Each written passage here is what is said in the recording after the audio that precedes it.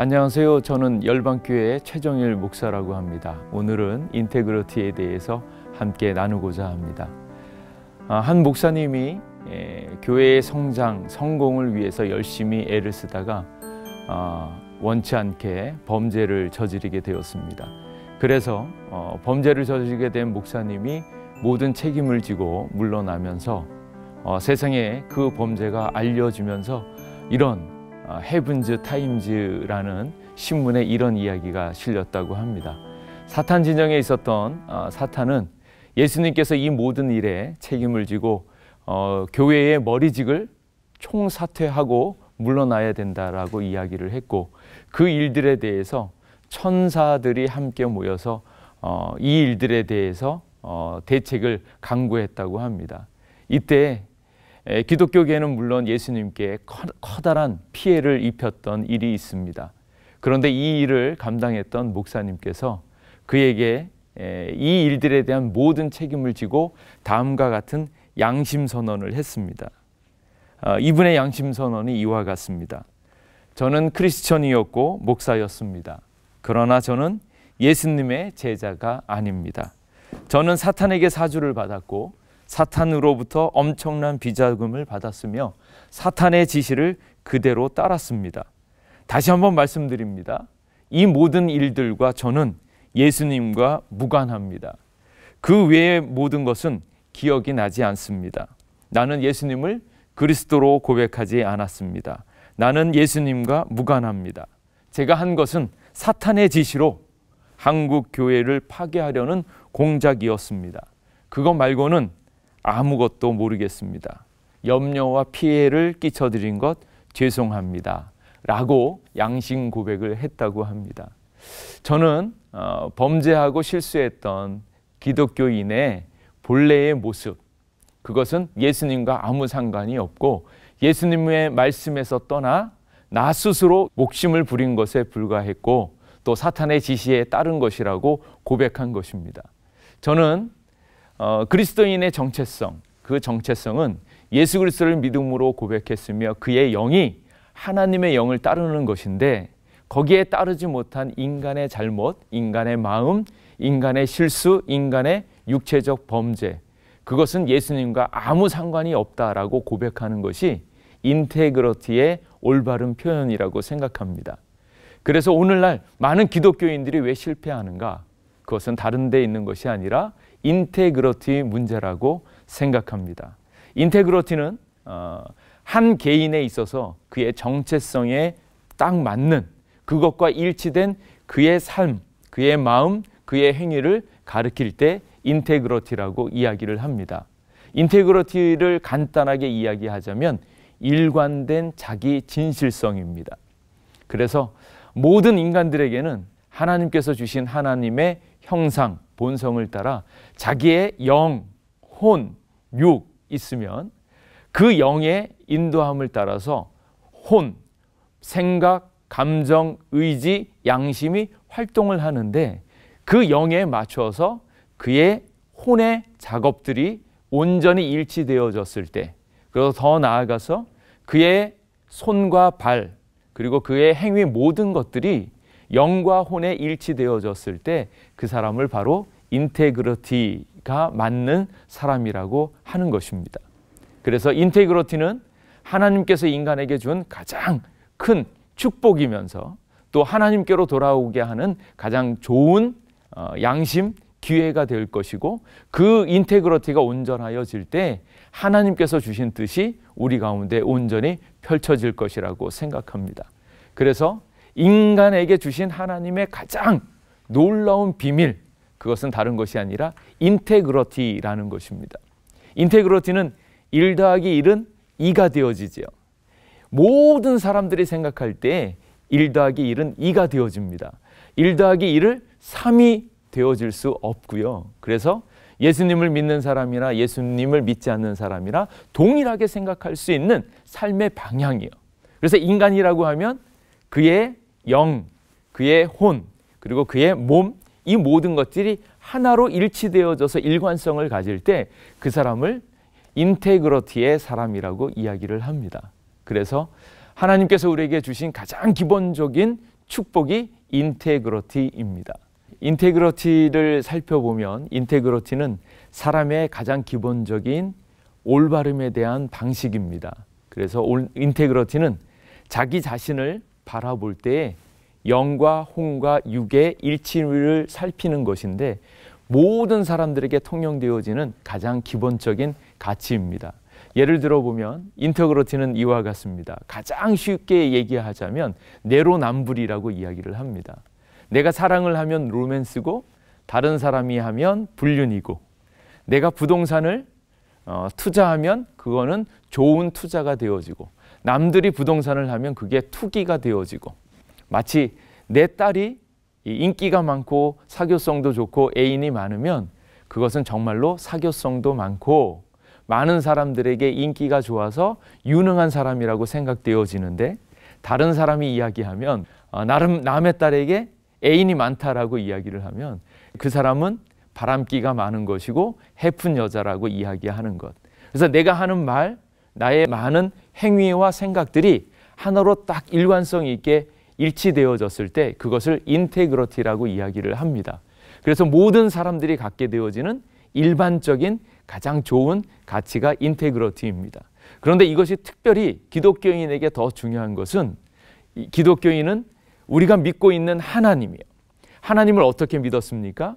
우리의 영으로 예수 그리스도를 고백함으로 우리의 영이 하나님께 속하여졌는데 하나님께 속하여진 우리의 영이 우리의 마음에 나타나려고 할 때 우리의 생각과 감정과 의지와 양심이 하나님의 인도함을 받는가 그것을 점검해야 되기 때문에 그렇습니다.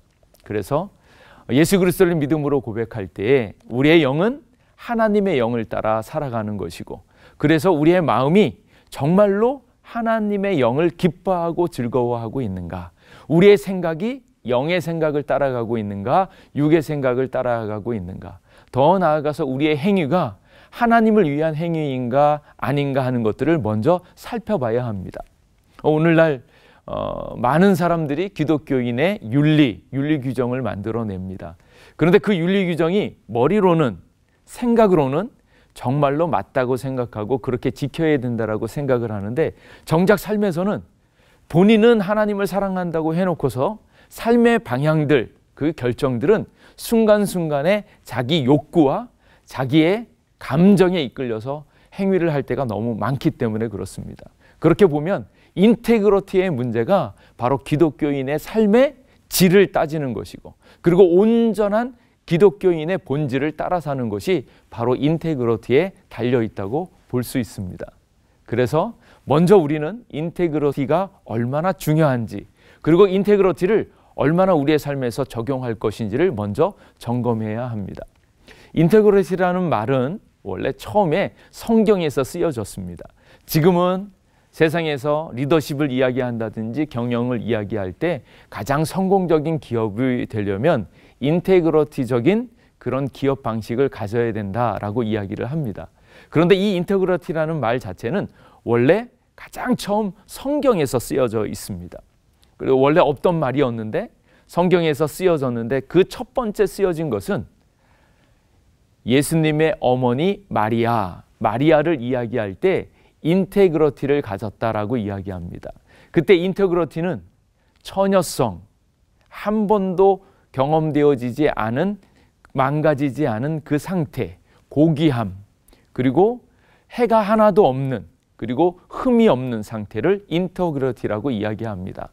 그렇게 보면 하나님께서 처음 예수님을 이 땅 가운데 보내시려고 할 때 참다운 인간, 온전한 인간, 흠이 없는 인간, 그 인간을 택하였을 때 마리아를 택한 것입니다.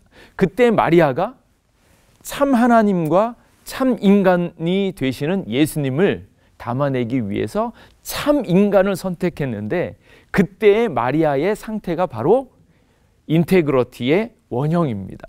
그래서 흠이 없고 조금 더 풀어서 생각하자면 마리아의 영과 혼과 몸이 하나로 딱 일치되어서 참 인간의 모습을 가지고 있었기 때문에 그때의 상태를 인테그러티라고 이야기합니다. 그래서 바로 마리아의 상태, 처녀성, 고귀함, 정직함, 흠이 없음, 완전함, 온전함의 개념을 가지고 있는 것, 그때 인터그리티라고 이야기합니다. 그렇게 쓰여진 인터그리티가 성경에서 하나님의 사랑과 은혜를 받고 그 삶을 온전히 발현되어지고 있는 모든 상태의 삶을 인테그리티라고 이야기할 수 있습니다. 그래서 인테그리티가 바로 성경적 가치를 우리의 삶에 나타낼 수 있는 가장 고귀한 덕목이라는 것을 꼭 기억할 수 있기를 바랍니다.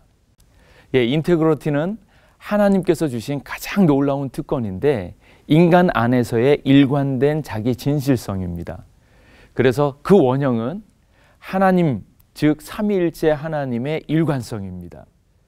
성부 하나님의 놀라운 사랑, 그리고 성자 예수님의 은혜, 그리고 성령 하나님의 교통하심, 이 세 분의 일관된 모습을 인테그리티의 원형이라고 생각할 수 있습니다.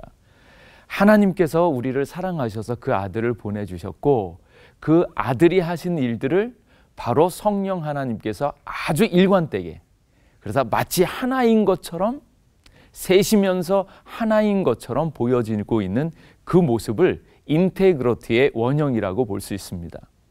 그래서 삼위일체 하나님이 하나이신 것처럼 사람에게도 사람의 그 영이 하나님의 영을 쫓아서 인간 안에 있는 영, 혼, 육이 하나가 되어지는 것.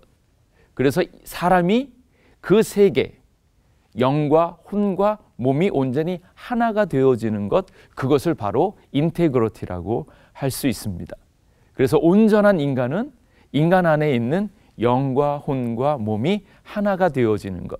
그랬을 때 영의 인도함을 받아서 마음과 생각, 의지, 양심, 그의 모든 정신적인 활동이 하나가 되어졌을 때 인간은 가장 깊은 몰입감을 나타내어지고 정말로 인생에 살아갈 수 있는 즐거움이 있고, 또 그것이 그들의 손과 발과 모든 행위로 발현되어졌을 때 그의 삶이 정말로 기뻐 춤출 수 있는, 정말로 온전한 인간의 행복을 누릴 수 있는 것으로 생각할 수 있습니다. 그래서 인테그리티를 살펴보면 인테그리티에는 개인적이고 형식적인 개념이 있습니다. 그것은 인간 안에 있는 영혼, 육이 딱 맞았을 때의 이야기입니다. 그래서 한 인간이 온전한 인간이라고 이야기했을 때 그의 안에서 일치되어지는 거예요. 그래서 인테그리티에는 통합성이 있는데 그 통합성에는 네 가지로 살펴볼 수 있습니다. 첫 번째가 그 사람이 가지고 있는 원칙들의 통합성이에요. 그 사람이 어떤 삶의 방식들을 가지고 있었을 때 그 삶의 원칙들이 다른, 마치 얘기하자면 집에서의 원칙과 직장에서의 원칙, 그리고 선거나 정치를 할 때의 그 원칙이 똑같았을 때, 그것이 내적인 통합성을 있을 때 인터그리티라고 이야기하고요. 두 번째로는 그가 가지고 있는 원칙과 그의 동기, 그런 의도가 하나로 일관성이 있었을 때 그것을 가져다 놓고 인테그리티가 있다고 이야기합니다. 더 나아가서 그가 가지고 있는 내적인 의도와 동기들이 서로 하나로 연결되어져 있을 때, 그리고 더 나아가서 그의 행위와 일관성이 있게 되어졌을 때 그것이 바로 인테그리티라고 이야기를 합니다. 한 개인 안에서 개인적이고 형식적인 방법들이 하나로 딱 일치되어지는 거예요. 예를 들어서 많은 분들이 하나님을 사랑하고 이웃을 사랑한다고 하지 않습니까? 그런데 그렇게 생각했던 분이 다른 방식으로 이웃을 사랑하지 않는 그런 방식으로 나타나면 인터그리티가 아닌 것입니다. 예를 들어서 부자 청년이 있었는데 부자 청년이 예수님께 나와서 묻습니다. 어떻게 해야 영생을 얻습니까? 어떤 선한 일을 해야 영생을 얻습니까? 그랬더니 예수님께서 너가 말씀대로 행하면 된다. 그 말씀이 무엇입니까? 하나님을 사랑하고 이웃을 사랑하는 것이다. 그랬더니 이 청년이 하는 말이 저는 그거 다 지켰는데요. 이렇게 이야기합니다. 그때 예수님께서 가장 중요한 질문을 하시죠. 네가 가지고 있는 재물을 다 팔아서 이웃에게 나눠주고 다 나눠주고 나를 따르라. 그렇게 이야기합니다. 그랬는데 이 청년은 그게 고민이 되어서 그것을 하지 못합니다. 근데 참 재미있지 않습니까? 하나님을 사랑한다고 했고 이웃을 사랑한다고 했는데 자기가 가지고 있는 재물이 아까워서 이웃들에게 나눠주지를 못하는 거예요. 그것은 무엇입니까? 생각으로는 하나님을 사랑하고 이웃을 사랑한다고 했는데 정작 그의 삶에 있어서 재물을 나눠주고 처분하는 데 있어서는 그걸 하지 못했다라는 거예요. 머리로는 그렇게 생각했는데 삶으로는 나타나지 않으니까 그의 내면적 안으로 착각을 하고 있는 것이고 인테그리티가 이루어지지 않는 것입니다. 그러니까 그 청년은 재물 때문에 가진 게 너무 많아서 고민하면서 돌아갔다고 이야기합니다. 이때 부자 청년의 문제는 어디에 있습니까? 인테그리티의 문제라고 할 수 있습니다. 그래서 한 개인이 있었을 때 그 개인 안에 가지고 있는 원칙과 의도와 그의 삶의 원칙들이 하나로 일관성 있게 맞아야 되는데 그렇지 않았을 때 인테그리티가 없다고 하는 것입니다. 그래서 한 개인 안에 그가 가지고 있었던 생각, 그가 가지고 있었던 삶의 방식, 이것들이 다 일치되어졌을 때 그것을 바로 인테그리티라고 이야기합니다. 근데 여기에 한 가지 문제점이 도출이 되어집니다. 말하자면 한 개인 안에서 그의 생각과 영의 인도함 이런 것들이 다 맞아떨어졌다고 해서 인테그리티가 다 맞는가? 왜 그런 의견이 제시되었는가 하면 히틀러 같은 예입니다. 히틀러는 본인이 생각했던 신념, 가치 그것대로 했는데 결국 어떻게 되었습니까? 많은 사람들을 학살하고 힘들게 하고 아프게 했지요. 이런 경우에도 인테그리티라고 이야기할 수 있겠는가? 거기에 대한 보완점으로 나온 것이 인테그리티의 사회적이고 실질적인 개념이 더 붙습니다.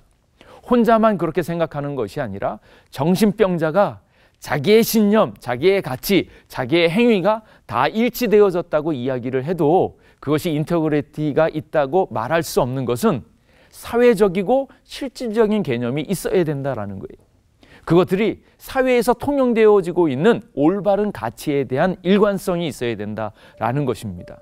그래서 인테그리티에는 자기 진실성인과 동시에 그 진실성이 사회적으로 실질적으로 인정되어져야지만 모든 사람들이 생각할 때에 받아들여짐직한 온전한 가치를 가졌을 때 인테그리티라고 이야기하는 것입니다. 그래서 인테그리티는 하나님 앞에서 자기 자신의 자기 진실성, 온전함을 향한 자기의 방향이 온전하게 형성되어져 있는가, 그리고 그 가치가 많은 사람들에게 공용이 받아들여질 수 있는가 하는 것을 점검하는 것입니다. 그래서 인테그리티는 우리의 삶의 모든 방식에서 그리고 개인적인 삶의 양식에서 삶의 일관성 그리고 그것을 자기 성찰을 통하여서 자기 진실성을 확보하는 것입니다. 그래서 인테그리티는 하나님께서 주신 삼위일체 하나님의 일관성을 본받고 인간 안에 있는 영, 혼, 육이 일관성을 가졌을 때 온전한 인테그리티의 인간이 되는 것입니다. 인테그리티는 천천히 그러나 가장 소중하고 즐거운 것들을 찾아가고 있는 그런 신앙적인 여정이라고 할 수 있습니다. 오늘은 그 여정을 함께 가고 있는 우리 손경희 집사님 함께 만나서 이야기를 나눠보도록 하겠습니다. 네, 안녕하세요. 저희는 저희 가정은 자녀가 3명이 있습니다. 딸 셋으로 큰딸과 셋째 딸의 차이가 10살이 납니다.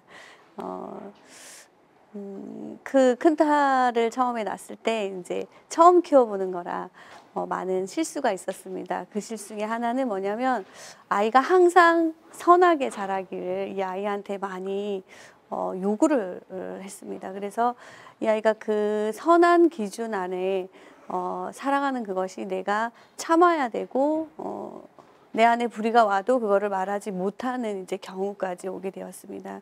이렇게 한 사건을 통해서 이제 아이가 자기 자신이 이제 너무 싫었던 거죠. 왜 나는 말할 수 없고 항상 엄마의 요구에 따라 선하게 착하게 살아야 하는가는 그 문제에 이제 가족 안에서 회의가 시작된 것이에요. 그냥 저는 그것이 사랑받는 길이라고 이 아이한테 가르쳤던 것 같아요. 그러면서 아이와 차츰 말씀을 통해서 또한 묵상을 통해서 함께 나누면서 이렇게 선하게 사는 기준은 하나님의 말씀 안에서 나와야 되는 걸 알고 그때부터 저희 가족이 예배를 드리기 시작했어요. 가정 예배를 통해서 매일에 부딪혀오는 친구들과의 그런 마음, 그리고 엄마와의 부딪히는 마음, 또 아빠와의 부딪히는 마음, 동생들과 부딪히는 그 마음들을 묵상을 통해서 서서히 하나씩 하나씩 풀어나가기 시작하고 선한 것은 그냥 무조건 참는 것이 아니라 내 것을 표현하기도 하고 내가 거절하기도 하고 그리고 내 마음이 닿으면 그것을 함께 하는 것이라는 걸 아이가 알기 시작했습니다. 그런 와중에 또 둘째 아이가 생기고 너무나 조용한 아이였기 때문에 그 아이에게도 같은 일이 그런데 벌어지기 시작했어요. 그즈음 이제 교회 안에 있는 인테그리티를 알게 됐고 또 그것을 통해서 그 책을 통해서 자녀와 함께 나누면서 다시 그 일을 반복하기 시작했어요. 그래서 하나님이 우리에게 원하시는 것들 또한 바라시는 것들을 말씀을 통해서 아이와 함께 이제는 직접적인 실천을 통해서 아이가 하나씩 실천해 올 때마다 그 안에서 성경을 펼쳐보고 또한 인테그리티 책을 펼쳐보고 우리가 어떤 마음을 가져야 될지 또한 어떻게 행동해야 될지 그런 일련의 과정을 통해서 이제는 어엿한 첫째는 23살이 되었고 둘째는 이제 졸업 과정이 되었는데 지금 이제 저희 첫째는 국가고시가 있습니다. 불과 얼마 안 남았는데 이 아이와 이제 아빠의 수술로 이동을 할 경로가 있었습니다. 근데 저는 당연히 아이가 얼마 남지 않은 그 국가고시를 이렇게 공부할 줄 알았는데 선뜻 엄마 같이 가줄게 라는 말에 잠시 생각이 나더라고요. 나였으면 어땠을까? 나는 아마 공부하고 있었을 텐데 이 아이는 선뜻 이것을 따라가 주네. 근데 제 마음에는 또 드는 생각이 엄마의 눈치를 봤을 것 같은데 전혀 아이는 그렇지 않더라고요. 정말 당연히 내가 가족과 함께 해야 하는 그 사랑 안에서 섬겨야 하는 부모가 자식을 섬기는 것도 있지만 자녀가 부모를 섬기는 그 마음 안에 함께 동행을 하면서 아이에게 감사하다는 말을 전할 때 아이가 충분히 이거는 가족과 함께 하는 것이라는 얘기에 두 분이 우리를 그렇게 키워줬다고 그 안에 하나님이 우리 가정 가운데 그렇게 하셨다는 고백과 함께 좋은 또 시간이 되어 돌아오는 일이 있었습니다. 예. 인테그리티는 하나님께서 만드시는 그 본래의 뜻을 찾아가는 것입니다. 그래서 자기 자신의 상황을 바라볼 때 그것을 가장 잘 보여주시는 것은 하나님의 말씀입니다. 말씀이 영이기 때문에 그 말씀의 빛 가운데 우리의 자신을 비추고 그리고 그 자신을 훨씬 더 잘 보고 분석하고 발견할 수 있기 때문에 말씀 위에 우리의 삶을 내려놓을 때 그 말씀이 우리를 인도해 가는 것을 볼 수 있습니다. 근데 많은 사람들은 부모님들이 자기가 이해한 하나님, 자기가 알고 있는 것, 그리고 그것조차도 자기가 성공지향적인 그런 말씀만 의지해서 아이들을 가르치는데 그런 해석되어진 말씀이 아니라 말씀 그 자체가 아이를 바라보게 하고 말씀이 아이를 어떻게 고쳐가는지 그것을 그대로 말씀 앞에 내어드리는 것이 인테그리티의 핵심입니다. 그래서 말씀 앞에 겸손히 우리 자신을 내려놓는 것, 그리고 그러한 삶 자체를 우리의 자녀들에게 그대로 보여주는 것이 인테그리티의 핵심이라고 할 수 있습니다. 우리 집사님은 그러한 모습들을 보여준 가장 좋은 본보기라고 볼 수 있습니다.